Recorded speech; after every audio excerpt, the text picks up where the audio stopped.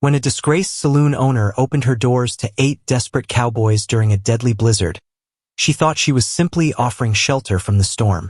But as bounty hunters arrived with shocking accusations and the town's darkest secrets began to unravel, Clara discovered that sometimes saving others is the only way to save yourself.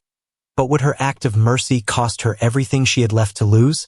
The screaming wind outside Clara's saloon sounded like voices of the dead, but the real ghosts lived inside her heart.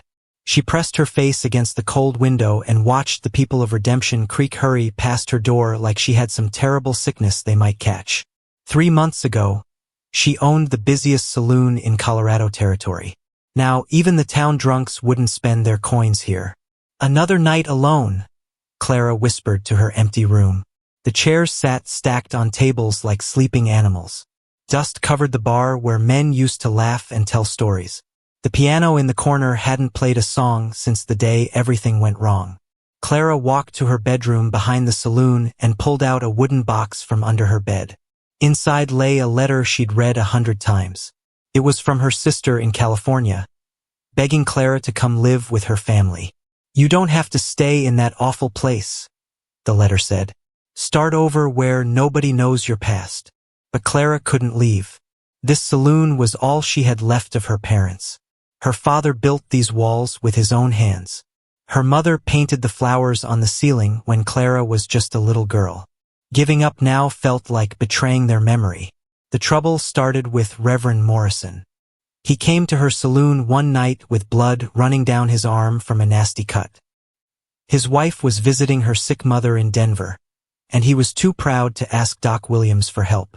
Clara knew how to stitch wounds her mother taught her when she was young. She took the Reverend to her private room upstairs and fixed his cut with needle and thread. What Clara didn't know was that Mrs. Morrison came home early. She saw her husband leaving Clara's saloon late at night and jumping to the worst possible conclusion. By morning, the whole town knew that Reverend Morrison spent the night with that sinful woman Clara Henley.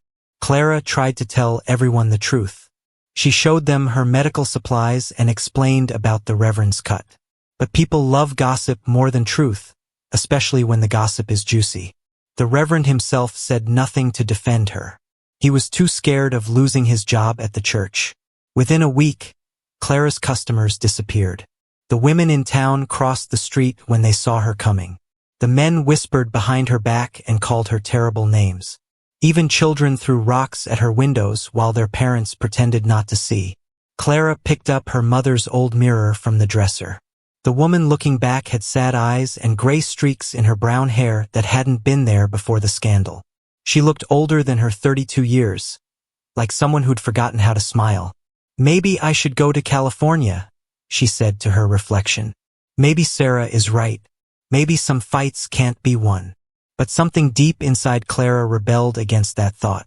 Her mother always said, "Running away from trouble just means trouble follows you wherever you go." Besides, the few coins left in her money box wouldn't buy a stagecoach ticket to the next county, let alone California. Clara made herself a simple dinner of bread and beans. As she ate alone at her kitchen table, she remembered better times. Her saloon used to be the heart of Redemption Creek. Cowboys would stop by after long cattle drives to share stories of their adventures. Families would come for her mother's famous Sunday dinners. Even the mayor would play cards here on Friday nights. Now the silence pressed against her ears like cotton.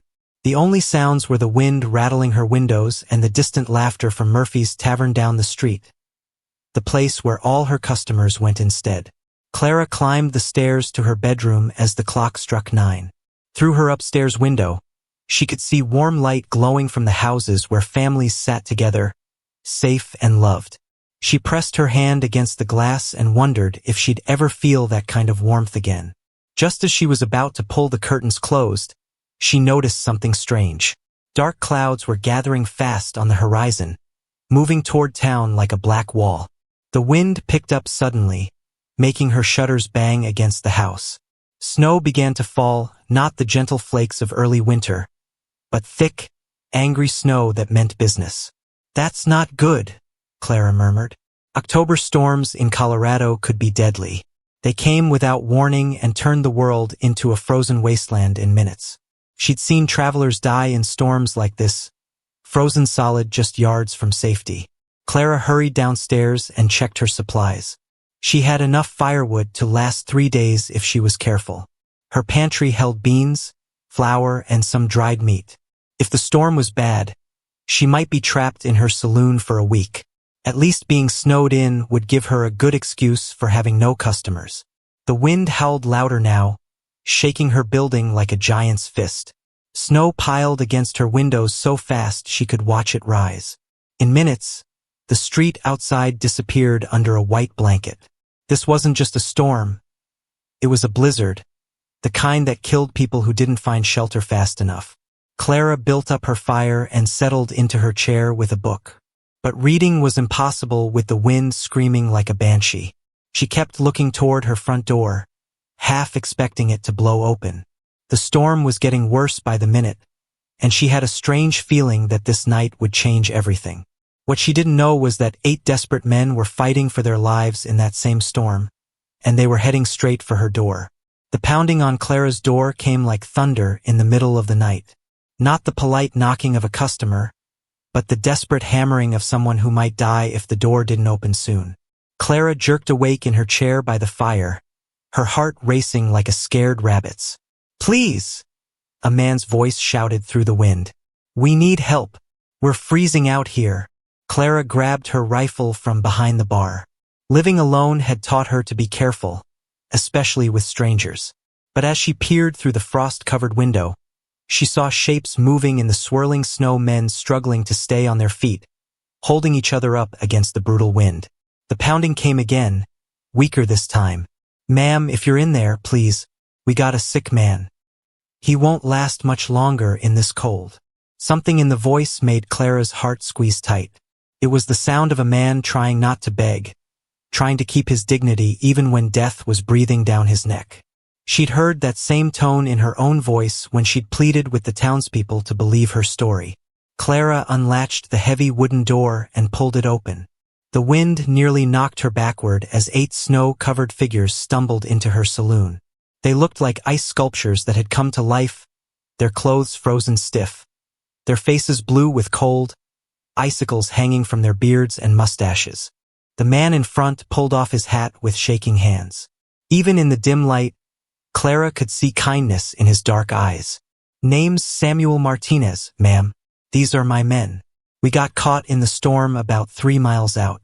Lost our horses, lost our supplies. Nearly lost young Tommy here." Samuel pointed to a cowboy who couldn't have been more than 18. The boy was shivering so hard his teeth sounded like castanets. His lips had turned a scary shade of purple, and his eyes looked glassy and confused. "We know about your situation in town," Samuel continued, his voice gentle but direct. "We heard the talk, but we're desperate, ma'am. We can pay whatever you ask." Clara's cheeks burned with shame. Even strangers passing through knew about her ruined reputation. The scandal had spread beyond Redemption Creek like spilled ink on white paper.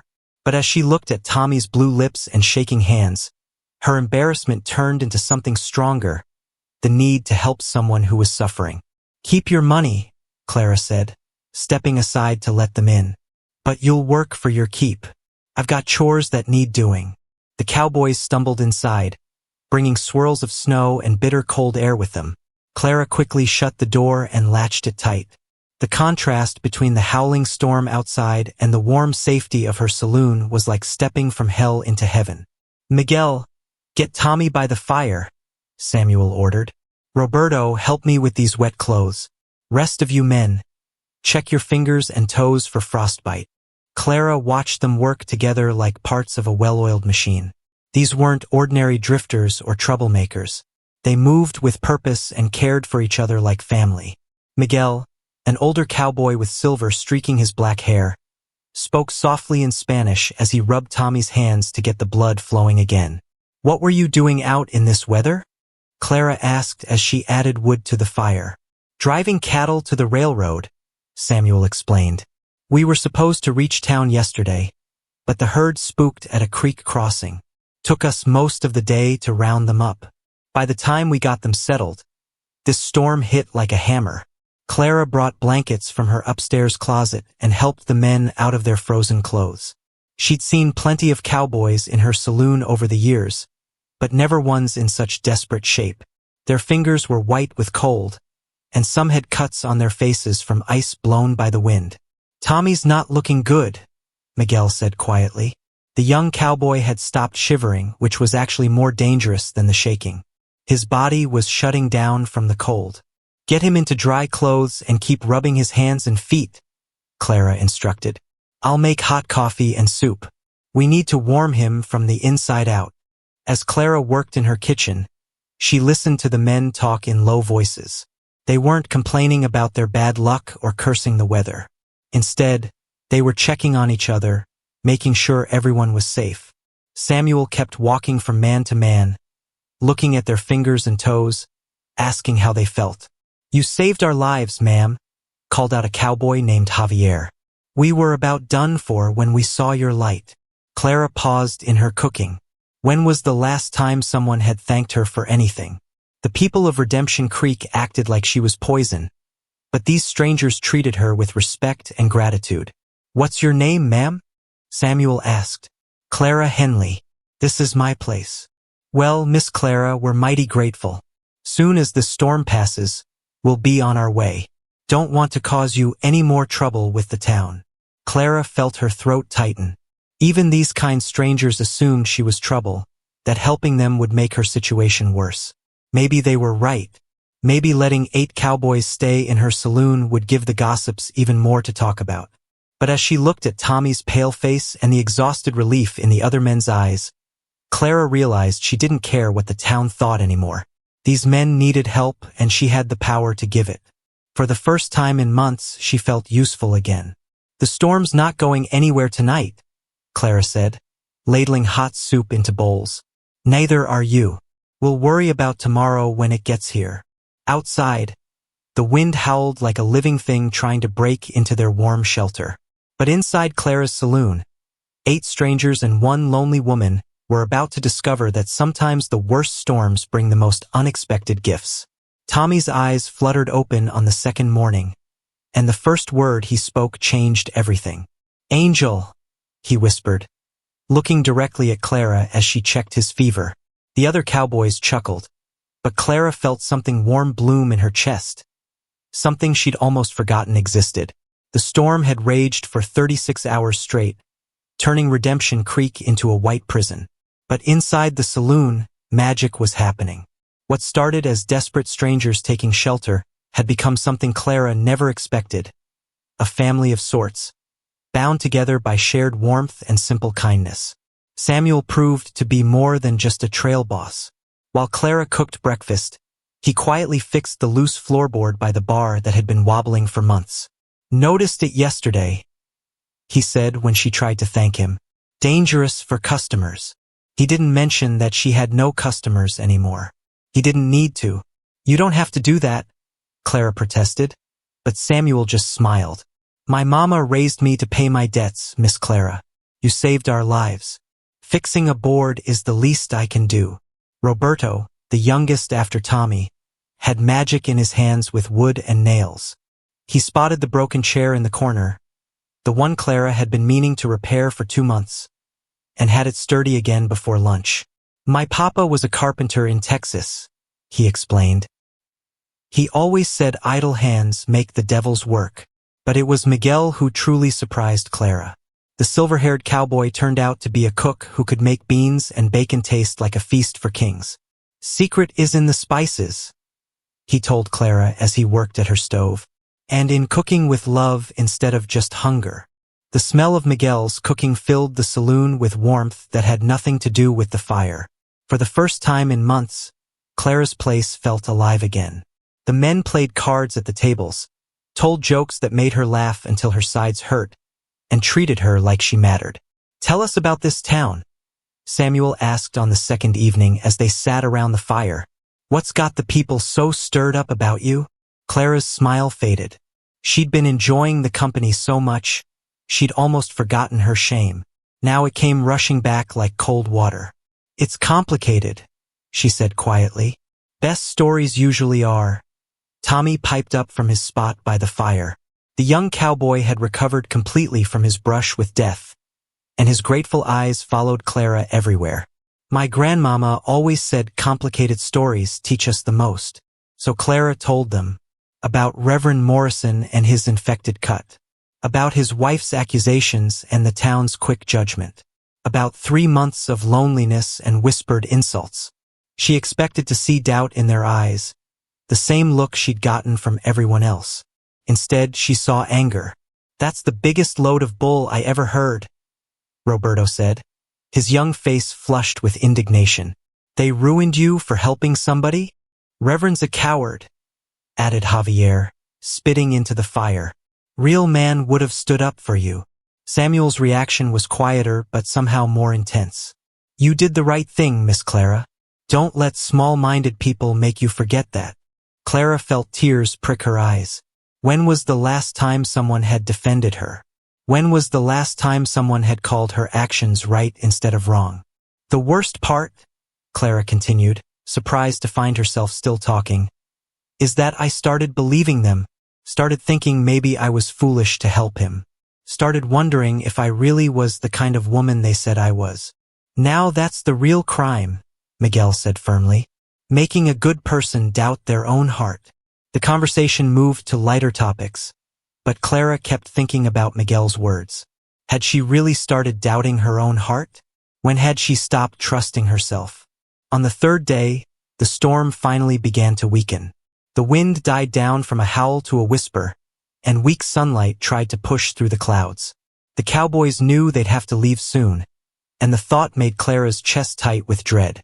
"We'll have to dig our way out," Samuel observed, looking through the window at snow that reached nearly to the sill. "Probably take most of the day to clear a path to the stable." "I don't want you to go," Clara said suddenly, then felt her cheeks burn with embarrassment. "I mean, you're welcome to stay as long as you need. The weather's still dangerous." Tommy grinned at her from across the room. "Miss Clara, if I didn't know better, I'd say you've gotten used to having us around." She had gotten used to it. For 3 days, her saloon had been full of laughter and conversation and the simple pleasure of human company. Going back to silence and loneliness felt impossible now. "We've gotten used to being here too," Samuel said gently. "Haven't we, boys?" The murmur of agreement from the other men made Clara's heart skip. But reality was still reality. They had jobs to get back to, cattle to deliver, lives to live. And she had a reputation to rebuild somehow. "There's something else," Samuel said, his voice taking on a more serious tone. "Something we need to tell you before we go." Clara's stomach dropped. Here it comes, she thought. The real reason they're being so nice. They want something from me. "We heard more than just gossip about you in town," Samuel continued. "Word is there's been some men asking questions. Strangers. They were looking for information about who comes and goes from your place." "What kind of strangers?" Clara asked, though something cold was already creeping up her spine. "The kind that carry badges and guns," Roberto said grimly. "The kind that mean trouble." Miguel nodded. "Bartender at Murphy's Tavern said they paid good money for information about your customers. Course, you ain't had customers in months, so they didn't learn much." Clara's mind raced. Why would lawmen be asking about her saloon? She hadn't done anything illegal. Unless someone was spreading more lies about her. Unless the gossip had grown into something more dangerous. "There's more," Samuel said reluctantly. They weren't local law. These men were from out of territory. Professional types. The kind you hire when you want someone found. "Bounty hunters," Tommy said quietly. "Had to be." Clara felt the walls of her safe, warm world start to crumble. "But why? I haven't done anything. I'm nobody important." "Maybe," Samuel said. "Or maybe somebody wants other people to think you're important. Maybe somebody's using your reputation to hide something else." The men exchanged looks that Clara didn't like. There was knowledge in those looks, secrets they weren't sharing. "What aren't you telling me?" Clara demanded. Samuel sighed. "Miss Clara, there's been bank robberies across 3 territories. Same gang, same methods. They hit towns with female accomplices. women who run boarding houses or saloons, places where strangers can come and go without much notice. Clara's blood turned to ice water. You think they're trying to frame me? We think, Miguel said carefully, that somebody might be planning to use your place as a hideout, and when they do, they'll make sure you take the blame for whatever they've done. The room fell silent except for the crackling fire and the wind still moaning outside. Clara stared at these men who had become her friends, her protectors, her first taste of kindness in months. Now they were telling her that her troubles were just beginning. How long do I have? She asked quietly. Hard to say, Samuel replied. Could be days, could be weeks. But Miss Clara, you can't face this alone. Clara looked around at the 8 cowboys who had stumbled into her life during the worst storm in years. They were watching her with concern and determination, ready to help however they could. But they had their own lives, their own responsibilities. You don't understand, Clara said. I can't ask you to stay. I can't drag you into my troubles. You're not dragging us anywhere, Tommy said firmly. We're choosing to stay. But your job, your cattle drive. We'll wait, Samuel said with finality. Some things are more important than money, Miss Clara. And you're one of them. As Clara looked into their faces, she realized that the storm outside had been nothing compared to the storm that was coming. But for the first time in months, she wouldn't have to face it alone. The sound of boots on the porch came just after sunset on their 4th day together. But these footsteps were different, harder, more deliberate, like men who weren't asking for shelter but demanding entry. Clara's hand froze on the coffee pot as 3 dark shapes appeared at her frost-covered windows, and she knew with cold certainty that their peaceful time was over. Samuel was on his feet before the first knock, his hand moving instinctively to his gun belt. The other cowboys scattered around the room like they'd practiced this moment, though Clara knew they hadn't. Some men just had instincts for danger. Open up in there, a rough voice called. We know you got people inside. Clara looked at Samuel, who nodded grimly. There was no point pretending the saloon was empty. Smoke was rising from the chimney, and warm light glowed through every window. Besides, whoever was outside had probably been watching them for hours. State your business, Clara called back, surprised by how steady her voice sounded. Name's Jake Cartwright. I got legal business with some men in there. Open the door, lady, or we'll open it ourselves. The name hit Samuel like a physical blow. Clara saw all the color drain from his face, and the other cowboys went rigid with fear. Whatever these Cartwright men were, Samuel and his crew knew them, and that knowledge terrified them. You know them, Clara whispered. Know of them, Samuel replied grimly. Bounty hunters. The worst kind. They don't much care if they bring you back alive or dead. Clara's heart hammered against her ribs, but she forced herself to think clearly. These men had come for Samuel and his crew, which meant the cowboys were wanted for something. But what? Samuel had said they were driving cattle, that they worked for the Morrison Ranch. Had he been lying to her all along? The pounding on the door started again, harder this time. Don't make us come in after you, Martinez. We got paper on you and your boys. Martinez. They knew Samuel's name. Clara felt like the ground was shifting under her feet. These men she'd grown to trust. These men she'd started to think of as friends. Were they really criminals? Miss Clara, Samuel said quietly, I need you to know something before this goes any further. We didn't lie to you about working the Morrison Ranch. We've been driving cattle for them for 3 months. But there's something else. Tell me, Clara demanded, though part of her didn't want to know. 3 weeks ago, we were in Denver picking up supplies. While we were there, the First National Bank got robbed. 6 men, professional job. They got away clean with $20,000. Clara's stomach dropped. And somebody told the law it was us. Somebody who knew our names, knew we were in town, knew exactly how to point the finger our way. The pieces clicked together in Clara's mind like a puzzle solving itself. That's why those bounty hunters were asking questions about my saloon. They thought you might come here. We never planned to, Roberto said quickly.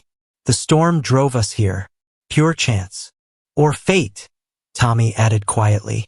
Outside, Jake Cartwright was getting impatient. "Last chance, Martinez.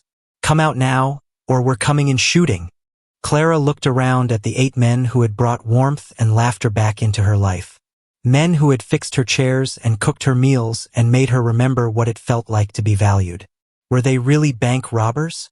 Or were they just more victims of lies and false accusations like she was? "Samuel," she said quietly, "look me in the eye and tell me the truth. Did you rob that bank?" Samuel met her gaze without flinching. "No, ma'am, we did not. We were loading supplies at the feed store when it happened. We got witnesses who can prove it." "Then why are they after you?" "Because somebody wanted us blamed for it. Somebody who knew we'd be easy targets. Just cowboys with no money for fancy lawyers. Somebody who's probably laughing right now, watching us take the heat for their crime." Miguel stepped forward.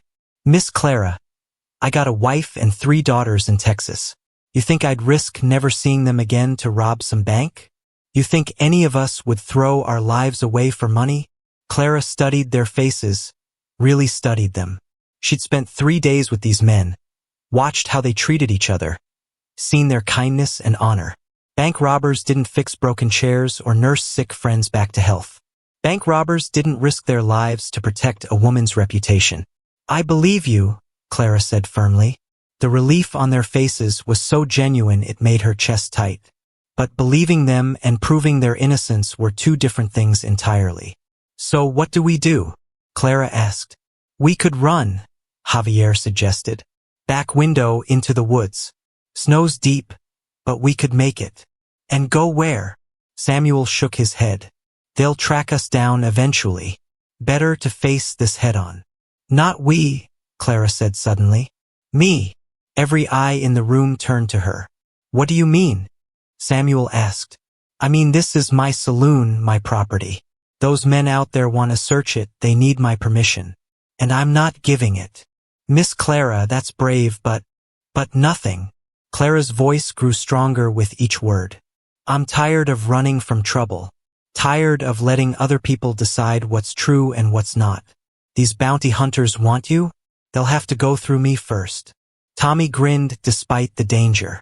"I knew you were an angel." Clara walked to her front door, her heart pounding but her steps steady. Behind her, she heard the soft sound of guns being checked and readied. Whatever happened next, she wouldn't face it alone. "Mr. Cartwright," she called through the door. "This is private property. You want to come in, you better have a warrant." "Don't need no warrant to catch bank robbers, lady. Now open this door." "These men are my guests," Clara replied. "They've committed no crime on my property. If you have legal business with them, you can conduct it in town with the sheriff present." A different voice spoke up, younger, meaner. "Lady, you're harboring fugitives. That makes you a criminal too. Then I guess you better arrest me proper like." Clara shot back. "With witnesses and legal papers and all the things the law requires." There was silence outside, then the sound of low voices conferring. Clara knew she was buying time, but time for what? The bounty hunters weren't going away, and eventually they'd find a way in. "Miss Clara," Samuel whispered, "why are you doing this? You barely know us." Clara turned to look at him. This man who had thanked her for saving his life, who had fixed her floor without being asked, who had defended her honor when her own neighbors wouldn't. "Maybe," she said quietly, "but I know enough." Outside, boots stomped across the porch. The bounty hunters were moving, circling the building like wolves around prey. Clara realized with growing dread that talking wasn't going to solve this problem. Soon, very soon, she was going to have to make a choice that would change everything. The question was, what kind of person did she want to be when that moment came? The crash of splintering would fill the saloon as Jake Cartwright's boot connected with Clara's front door. But what happened next surprised everyone, including Clara herself. Instead of cowering or screaming, she stepped directly into the doorway, blocking the entrance with nothing but her own body and a fierce determination that seemed to catch fire in her eyes. "You break my door, you pay for it," Clara announced calmly, though her heart was beating like a hummingbird's wings. Behind her, she could hear the soft shuffle of the Cowboys taking positions, but she kept her focus on the three men standing on her porch. Jake Cartwright was exactly what she'd expected: tall, mean-looking, with cold eyes that probably hadn't shown kindness in years. His two brothers flanked him like matching bookends of trouble. All three wore badges that looked official enough, but something about the way they carried themselves made Clara's skin crawl. "Lady, you're making a big mistake," Jake growled. "We got legal papers on those men. They robbed the First National Bank in Denver, and we're here to collect the bounty." "Show me the papers," Clara demanded. Jake reached into his coat and pulled out a folded document. Clara took it with steady hands, though inside she was shaking like a leaf. The wanted poster showed rough drawings of 6 men, with names and descriptions underneath. Sure enough, Samuel Martinez was listed first, along with what looked like accurate descriptions of Miguel, Roberto, and the others. But something was wrong with the poster. Clara couldn't put her finger on it at first, then it hit her like a slap. "This poster is dated 3 weeks ago," she said slowly. "But look at the paper. It's not 3 weeks old. It's fresh. Brand new." Samuel stepped up behind her, close enough that she could feel his warmth. "She's right," he said quietly. "Jake, when did you get that poster?" "What's it matter when I got it?" Jake snarled, but his eyes shifted away from Samuel's gaze. "It matters," Clara said, her mind working fast. "Because wanted posters get weathered when they're carried around for weeks. This one looks like it was printed yesterday." The youngest Cartwright brother, the one with the mean voice, took a step forward. "You calling us liars, lady?" "I'm calling you frauds," Clara replied, surprised by her own boldness. "Real bounty hunters would have gone to the sheriff first. Real bounty hunters would have legal backup. You three are just thugs with fake papers." Jake's hand moved toward his gun, but Samuel was faster. His own weapon appeared in his hand like magic, trained steady on Jake's chest. "Easy there, partner," Samuel said softly. "No need for things to get ugly." "Already ugly," Jake spat. "You killed 2 guards in that bank robbery, Martinez. That makes you a murderer." "No guards died in that robbery," Roberto called out from inside the saloon. "We heard the whole story in town. Clean job, nobody hurt. You can't even keep your lies straight." Clara felt a surge of triumph. These bounty hunters weren't just fake. They were bad at being fake. But her victory was short-lived when Jake's face twisted into a cruel smile. "Maybe no guards died in Denver," he said slowly. "But guards might die tonight. Lot of accidents can happen when you're trying to arrest dangerous criminals." The threat hung in the air like smoke from a gun barrel. Clara realized with growing horror that these men didn't care about bringing anyone back alive. They were here to kill Samuel and his crew, probably to silence them permanently. "Why?" Clara asked. "Why do you want them dead so badly?" "Because," came a new voice from the darkness beyond the porch. "They know too much about who really robbed that bank." Everyone turned to see a figure emerge from the shadows. A man Clara recognized with a shock that nearly knocked her off her feet. Sheriff Tom Bradley from the next county over, a man she'd known since childhood. A man who'd eaten Sunday dinner at her parents' table more times than she could count. "Tom," Clara gasped. "What are you doing here?" Sheriff Bradley stepped into the light, and Clara saw something in his face that made her stomach turn cold. Guilt, fear, and something else, desperation. "Hello, Clara," he said quietly. "I'm sorry you got mixed up in this." Mixed up in what? But even as Clara asked the question, pieces were falling into place in her mind. Tom Bradley, the man who would know exactly when Cowboys would be in Denver. The man who could make wanted posters look official. The man who could hire fake bounty hunters to clean up his mess. "You robbed the bank," Samuel said, his voice flat with certainty. "You and your boys robbed it, then tried to pin it on us." Tom's shoulders sagged like he'd been carrying a heavy load for too long. "I didn't have a choice. My wife's been sick for 2 years. Medical bills were drowning us. The bank was going to foreclose on our farm. So you decided to steal $20,000? Clara couldn't keep the disgust out of her voice. "It was supposed to be simple. In and out, nobody gets hurt. But then you Cowboys showed up in town the same day. Perfect scapegoats. Professional drifters with no permanent address. No fancy lawyers to defend them. Miguel stepped forward, his face hard with anger. So you destroyed our lives to save your own skin? I tried not to. Tom protested. I hoped you'd just disappear, drift on to the next territory. I never expected bounty hunters to actually come after you. Jake Cartwright laughed, but there was no humor in it. That's because we ain't bounty hunters, Sheriff.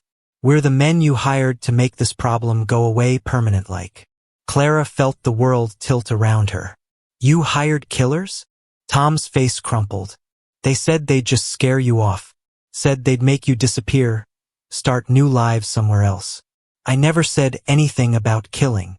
Course you didn't, Jake sneered. But you knew what we meant. Don't play innocent now, Sheriff. You wanted these boys dead, and you're paying us good money to make it happen. The truth hung between them like a poisonous cloud. Tom Bradley, the man Clara had known since she was a little girl, had become a thief and a potential murderer.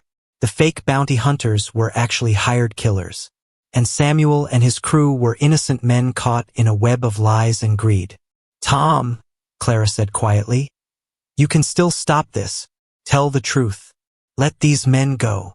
Can't do that, Clara. I'd lose everything. My job, my reputation, my wife's medical care. I'd go to prison. And 8 innocent men should die so you can keep your secrets? Tom couldn't meet her eyes. I'm sorry, Clara. I truly am. But it's gone too far to stop now. Jake pulled his gun fully clear of its holster. Enough talking. We got business to finish. But Clara wasn't done fighting. As Jake raised his weapon, she did something that shocked everyone present. She grabbed the oil lamp from the table beside the door and held it high above her head. You shoot anyone in this saloon, she announced. And I drop this lamp. Place will go up like a torch, and we'll all burn together. That what you want, Jake? The killer's eyes went wide. A fire would destroy any evidence of what really happened here. It would also make their deaths look like an accident, which might actually work in Tom's favor. But it would also mean Jake and his brothers would die too, and Clara was betting they weren't that dedicated to their job. You're bluffing, Jake said, but his voice lacked conviction. Try me, Clara replied, and something in her tone made even Samuel take a step back. In that moment, with firelight dancing across her determined face and 8 cowboys ready to fight beside her, Clara Henley looked like exactly what Tommy had called her from the beginning, an angel. But not the gentle, peaceful kind. The fierce, warrior kind that protected the innocent and punished the wicked. The standoff stretched tight as a guitar string, with everyone waiting to see who would break first. Outside, the wind had died completely, as if the whole world was holding its breath to see what would happen next in Clara's saloon. Sheriff Tom Bradley's hand trembled as he drew his own gun, and in that moment Clara saw something that changed everything. He was more terrified than any of them. His weapon shook so badly she wondered if he could hit anything even if he tried, and suddenly she understood that Tom wasn't the mastermind she thought he was. Please, Clara, Tom begged, his voice cracking like a teenager's. Just let us finish this. Walk away, pretend you never saw us. I'll make sure nothing happens to you. Nothing happens to me? Clara's laugh was sharp as broken glass. Tom, you just destroyed what was left of my reputation. When word gets out that murderers used my saloon for their business, I'll be finished in this territory forever. But even as Clara spoke, her mind was racing ahead to a different problem. The oil lamp in her hands was getting hot, and her arms were starting to ache from holding it over her head. She couldn't maintain this standoff forever, and everyone in the room knew it. Besides, Clara continued, stalling for time, how do you explain 8 dead bodies to the territorial government? You think they won't send investigators? Jake Cartwright stepped closer, his gun trained on Clara's chest. Lady, you're starting to annoy me. Put down that lamp before you hurt yourself. Or what? You'll shoot me? Go ahead. See how you like explaining my death along with everything else. But Jake's next words made Clara's blood freeze. Don't have to explain nothing if there ain't no witnesses left alive. This whole saloon could burn down in a tragic accident. Happens all the time in winter storms. Clara's throat went dry. Jake wasn't just planning to kill the Cowboys. He was planning to kill her too, then burn down the saloon to hide the evidence. Tom would go back to his county, report that he'd tracked the bank robbers to Clara's place, but arrived too late to save anyone from the terrible fire. Behind her, Clara heard Samuel whisper something in Spanish to his men. She didn't understand the words, but she recognized the tone. He was giving final instructions, preparing for a fight they probably wouldn't survive. That's when the miracle happened. A new voice cut through the tension like a sword through silk. Nobody's burning down anything tonight. Everyone spun toward the sound, and Clara's heart nearly stopped. Standing in her back doorway, covered in snow and breathing hard from a long ride, was the one person she'd never expected to see again, Reverend Morrison. But he wasn't alone. Behind him stood Doc Williams, Mayor Patterson, and 3 other men Clara recognized as town council members. All of them were armed, and all of them looked grimmer than death itself. "Reverend," Clara gasped. "How did you?" "Mrs. Morrison came back from Denver this afternoon," the Reverend said, his eyes never leaving Tom Bradley's face. "She brought some interesting news about the bank robbery. Seems there were witnesses after all." Jake Cartwright swung his gun toward the newcomers, but Doc Williams was ready for him.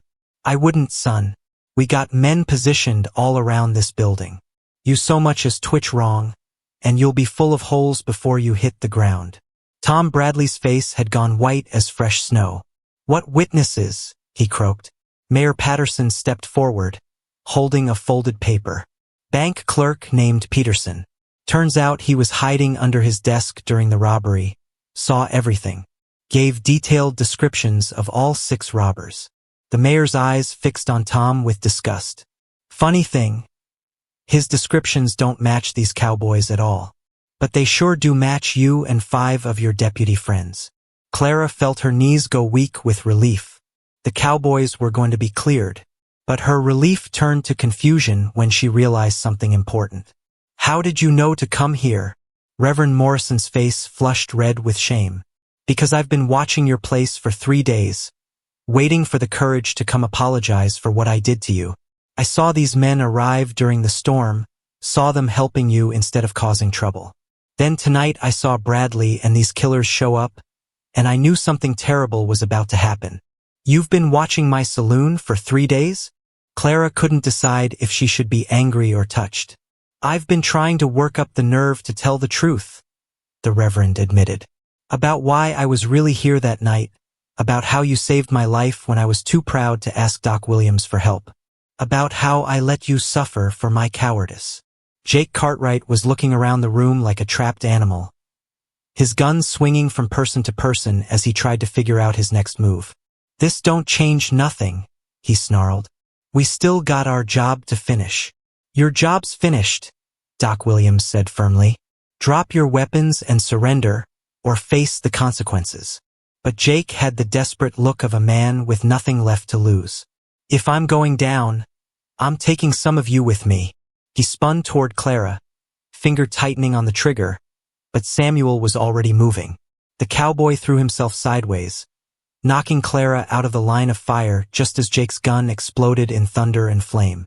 The oil lamp flew from Clara's hands, spinning through the air in slow motion. For a heartbeat, everyone watched it arc toward the floor, knowing that if it shattered, the spilled oil would turn the wooden saloon into an inferno. Tommy dove forward like he was catching a football, sliding across the floor on his belly. His hands closed around the lamp just inches before it hit the ground, and he rolled onto his back, holding the precious light above his head with a grin that could have lit up the whole territory. "Still got it," Tommy whooped, and despite everything, Clara found herself laughing. The sound of her laughter seemed to break something inside Tom Bradley. His gun fell from nerveless fingers, and he sank into a chair like all the fight had gone out of him. "It's over," he whispered. "Dear God, what have I done?" Jake and his brothers found themselves surrounded by armed townsmen, their fake bounty hunter badges glinting mockingly in the lamplight. The game was up and everyone knew it. But Clara wasn't looking at the defeated criminals or the relieved townsmen. She was looking at Samuel, who had risked his life to save hers without a moment's hesitation. At Tommy, still grinning as he carefully set the lamp on a table. At Miguel and Roberto and all the rest, who had been ready to fight impossible odds rather than abandon her. "Why?"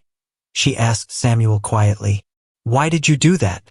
You could have been killed." Samuel's smile was gentle as morning sunlight.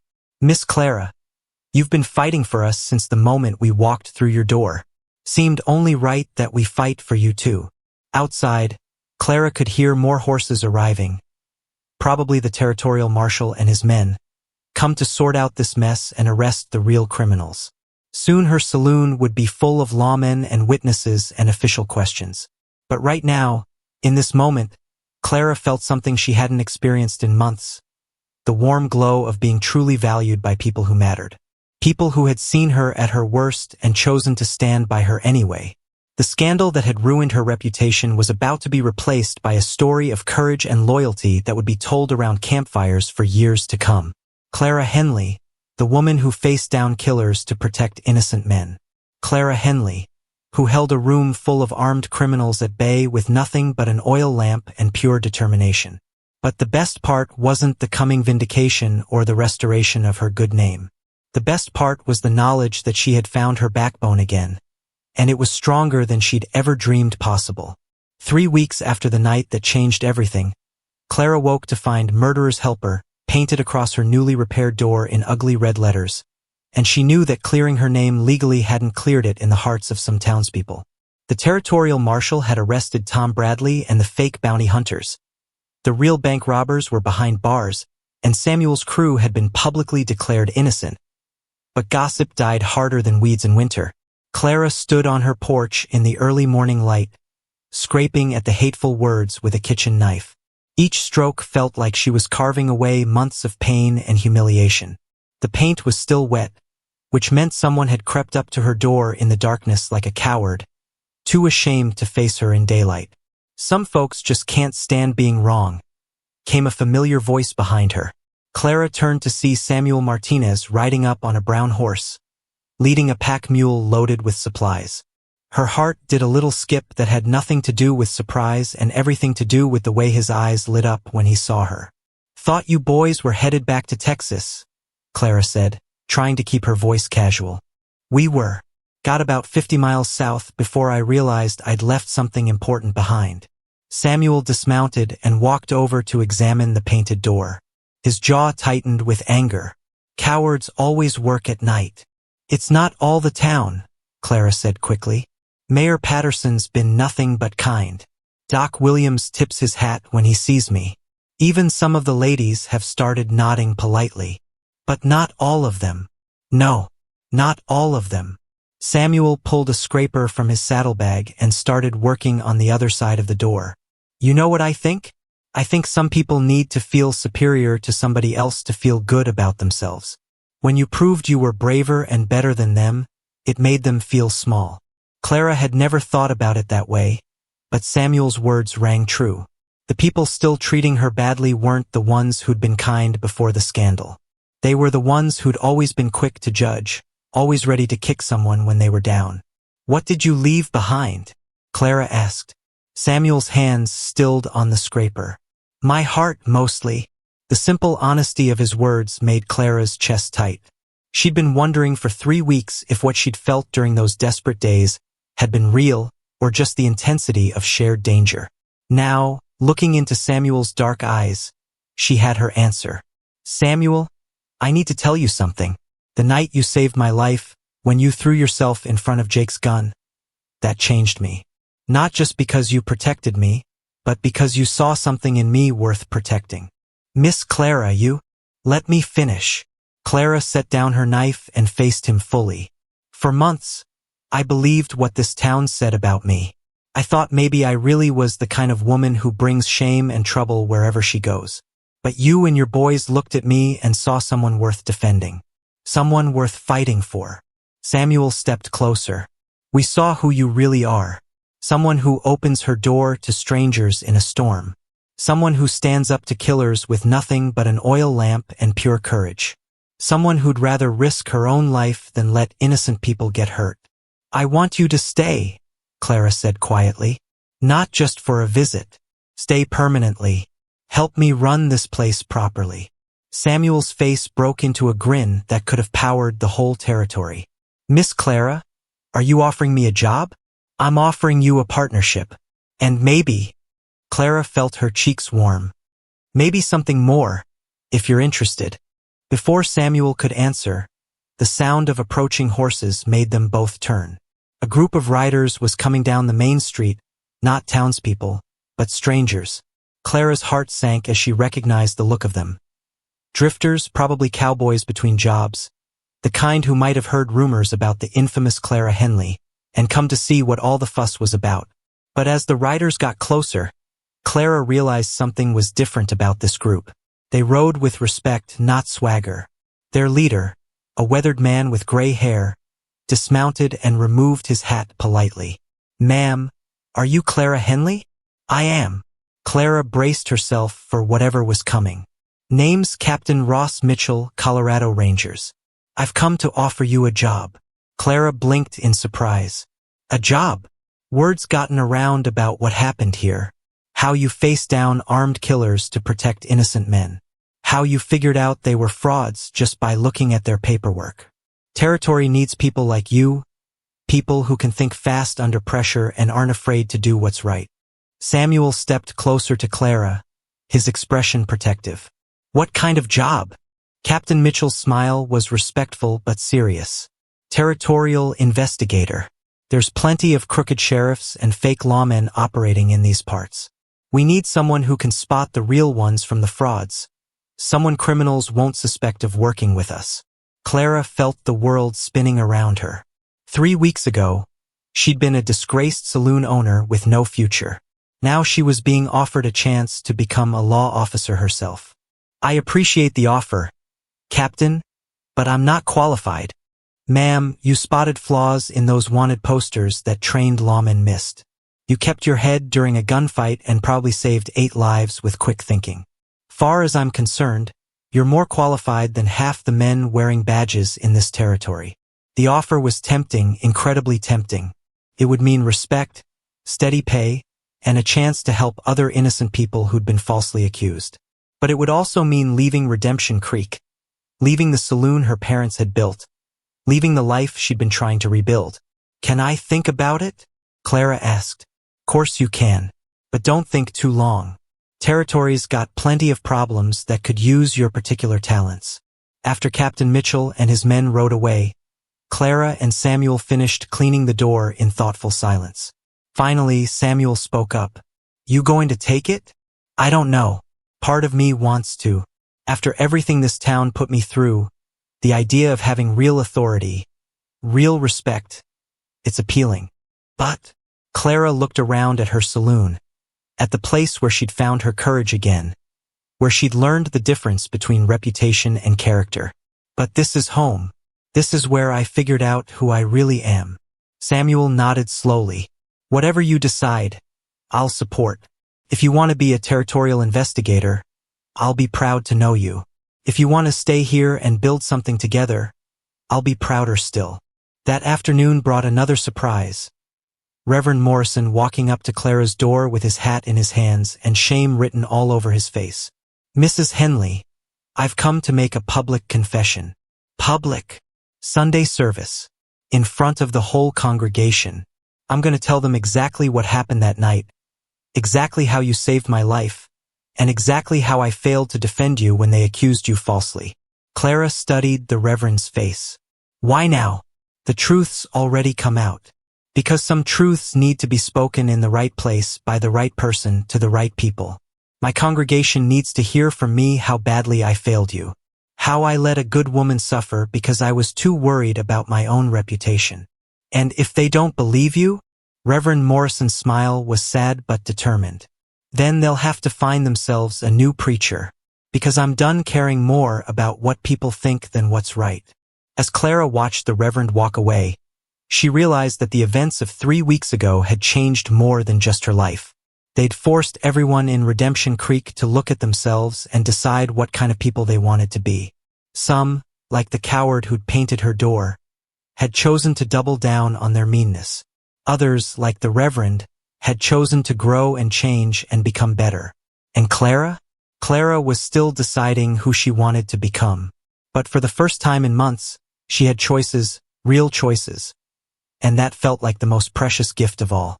The church bell rang differently on Sunday morning 6 months later, its bronze voice carrying news of celebration instead of condemnation across Redemption Creek. Clara stood before her bedroom mirror, adjusting the simple blue dress she'd chosen for her wedding day, hardly believing the woman looking back at her was the same person who'd been scraping hateful words off her door just months before. "You ready for this, Angel?" Tommy asked from the doorway, grinning like he'd personally arranged the whole celebration. The young cowboy had stayed in Redemption Creek along with Samuel and Miguel, helping Clara transform her saloon into something the territory had never seen before. A combination inn, restaurant, and unofficial courthouse where disputes got settled fairly and travelers found genuine hospitality. "Ready as I'll ever be," Clara replied, though butterflies were doing battle in her stomach. Not because she had doubts about marrying Samuel. That decision had been the easiest one of her life. The butterflies came from knowing that half the town would be watching, judging, whispering about whether the fallen woman of Redemption Creek deserved her happy ending. The other half, Clara knew, would be genuinely celebrating. Reverend Morrison's public confession had split the congregation down the middle. Some had embraced the truth and asked Clara's forgiveness, while others had found new churches rather than admit they'd been wrong about her character. "Miss Clara," Miguel called from downstairs. "You got visitors." Clara hurried to her window and looked down to see Captain Mitchell and 3 other Colorado Rangers dismounting in front of her establishment. Her heart skipped. Had something gone wrong? Were they here with bad news on her wedding day? But when she reached the main room, Captain Mitchell was smiling. "Ma'am, we're not here on official business. We came to see you get married and to bring you a wedding present." He handed Clara an official-looking document with the territorial seal. "It's a special deputy's commission, honorary but legal. Means if you ever need to make arrests or conduct investigations, you got the authority to do it. Also means the territorial government officially recognizes you as one of the finest citizens Colorado's got." Clara's eyes filled with tears as she read the document. 6 months ago, she'd been a woman with no reputation, no future, no hope. Now she was an honorary deputy, a successful businesswoman, and about to marry the finest man she'd ever known. "There's more," Captain Mitchell continued. "Governor's heard about what you did here. He's thinking about creating a new position, territorial mediator. Someone who travels around helping settle disputes before they turn violent. Someone who can spot troublemakers and frauds before they cause real damage." "Sounds like a job for Clara," Samuel said, appearing at her elbow in his best Sunday suit. "If she wants it." Clara looked around at the life she'd built in Redemption Creek. Her saloon, now called the Open Door Inn, was thriving. Travelers came from 3 territories over to experience her legendary hospitality. The upstairs rooms stayed full of guests who paid good money and told stories that would make anyone laugh. The downstairs had become an unofficial community center where neighbors settled arguments over coffee instead of gunfire. But the territorial mediator job would mean travel, adventure, and the chance to help other people who'd been falsely accused or unfairly treated. It was exactly the kind of work Clara had discovered she was good at. "Can I think about it after the honeymoon?" Clara asked. Captain Mitchell laughed. "Course you can. Job'll be there when you're ready." An hour later, Clara walked down the aisle of Redemption Creek's church on the arm of Doc Williams, who'd volunteered to give her away when she mentioned having no family nearby. The church was packed, not just with townspeople, but with travelers who'd been helped by Clara's kindness, cowboys who'd heard the story of her courage, and even some former enemies who'd come to respect what she'd accomplished. Reverend Morrison performed the ceremony with genuine joy, his voice strong and clear as he spoke about love, forgiveness, and second chances. When he got to the part about "speak now or forever hold your peace," Clara held her breath, half expecting someone to object. Instead, the church erupted in applause and cheers that lasted so long the Reverend had to shout to be heard over the celebration. As Clara and Samuel exchanged vows, she thought about the night 6 months ago when 8 desperate cowboys had pounded on her door during the worst storm in years. She'd opened that door expecting to give shelter to strangers, never imagining she was opening the door to her own redemption. "I promise to stand by you in storms and sunshine," Samuel said, his voice thick with emotion, "to defend you against anyone who tries to hurt you, and to remind you every day how brave and wonderful you are."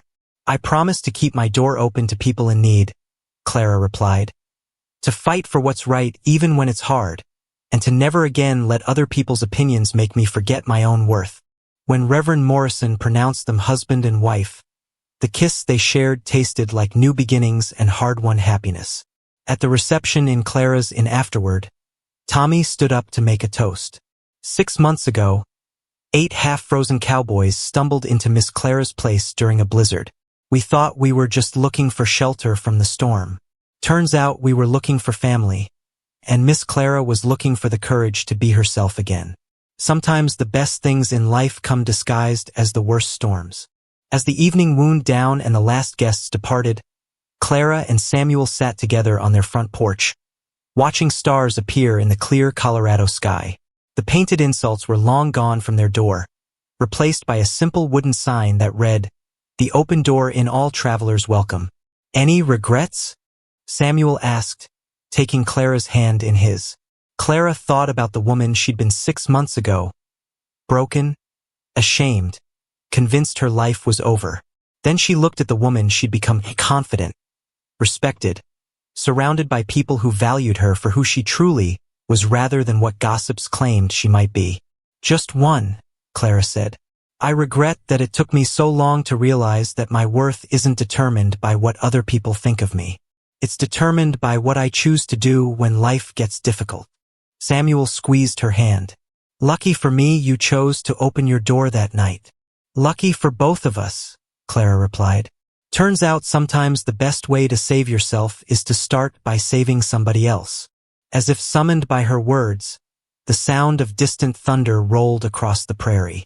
Another storm was coming to Redemption Creek, but Clara no longer feared the sound. Storms, she'd learned, brought more than just trouble. They brought opportunities for courage, for growth, for discovering strengths you never knew you had. And Clara's door would always be open to anyone brave enough to seek shelter from life's inevitable storms.